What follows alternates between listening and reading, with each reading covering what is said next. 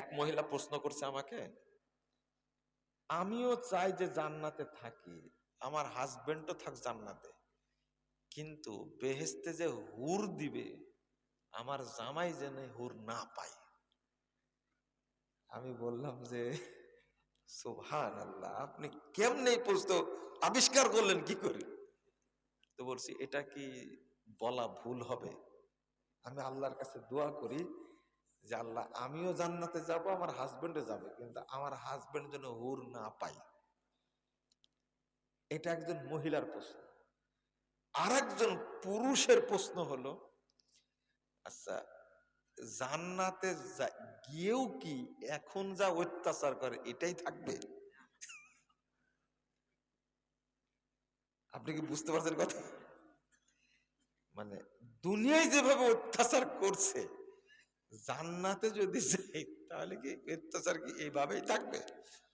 তো বলছে আপনি কি বলতে চাচ্ছেন? যদি এইরকমই অত্যাচার করে আমি জান্নাতের সাথে থাকবো না। তো জান্নাতে যাক, আমি চাই, কিন্তু দুনিয়া তো শেষ করেছি, আমি পরকাল শেষ করতে। কি পরিমাণ অত্যাচারে রাখে আপনি চিন্তা করেন।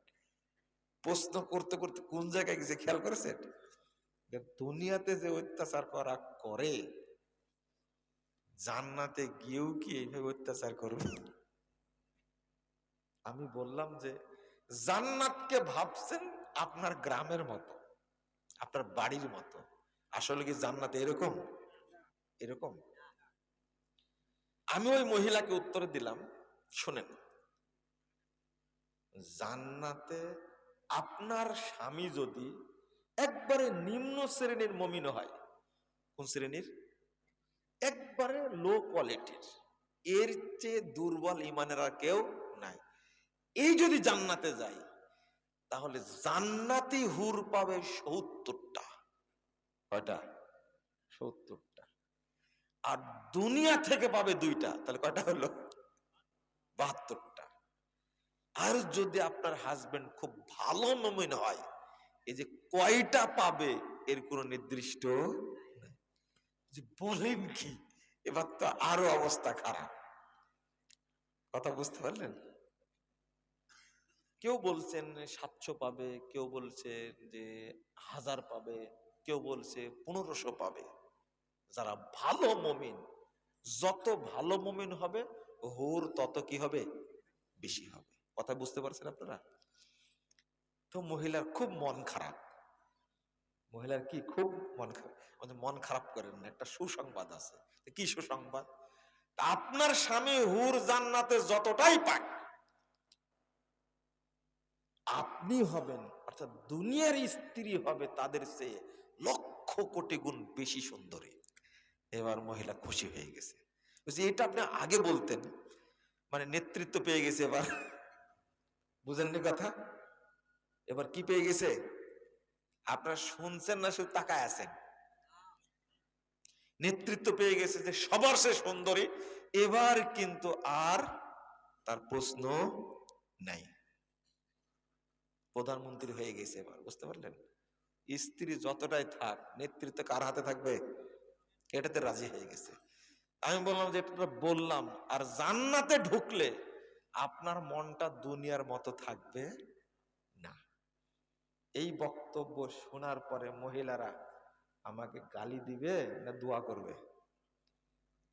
দোয়া করবে। কোনোদিন কে বলেছে আপনাকে আমার বক্তব্য কোনো মহিলা শোনেন? এটা জানেন আপনি? লোডই নিতে পারবে না। আমি যে কথাগুলো বলি কারোই সহ্য হয় না। আল্লাহ রাব্বুল আলামিন বলছেন, আমি মা বোনকে লক্ষ্য করে বলছি, আমি তো বলি যে আপনার এইরকম মহিলা হন, আপনার অটো জান্নাতে চলে যাবেন। আল্লাহ রাব্বুল আলামিনের কথা অনুবাদ করে, রাসূলের কথা অনুবাদ করে, কথা তো আমার না। অমিন আয়াতিহি আন খালাকা লাকুম মিন আনফুসিকুম আজওয়াজা লিতাসকুনু ইলাইহা।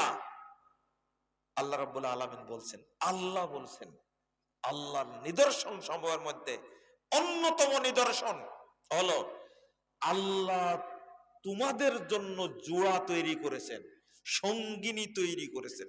কেন? লিতাসকুনু ইলাইহা, তোমরা যেন তোমার স্ত্রীর কাছে গিয়ে তৃপ্তি পাও, সুখ পাও, প্রশান্তি পাও। এইটা রুল। যে বাড়িতে যে স্বামী তার স্ত্রীর কাছে তৃপ্তি পায় না, বাড়িতে থাকতে পারে না, এই মহিলার মধ্যে কোনো কল্যাণ নেই। এটা রুল, এটা মূলনীতি। আপনি নিজেই বুঝে নেবেন যে বাড়িতে গিয়ে আমি টিকতে পারি না, ভালো লাগে না। অফিসে থাকতে ভালো লাগে, মসজিদে থাকতে ভালো লাগে, বাড়িতে গেলে ওয়াজ শুরু হবে। কি হবে? ওয়াজ শুরু হবে। বুঝবেন তখন এই মহিলার দ্বারা কোনোদিন আপনার বাড়িতে কল্যাণ বরকত নাজিল হবে না। আইনা আল্লাহ বলছেন লিতাসকুনু ইলাইহা, তার কাছে গেলে তুমি তৃপ্তি পাবে।